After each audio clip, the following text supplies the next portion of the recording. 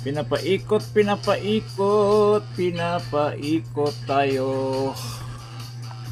Di tayo maka-live guys. Iwan ko, bakit makapag-play man siya? Makapag-play pero di maka-live. Parang may problema ata to. Malakas yung signal guys, so nag-play yung dalawang cellphone. Ano nangyari nito?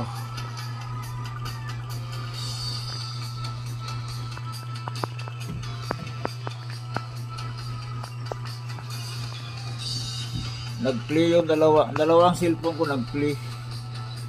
Pero di siya makapagbigay ng di siya maka-live. Lagi tayong pinapalo sa live dahil pinapaikot tayo sa live. Yahak.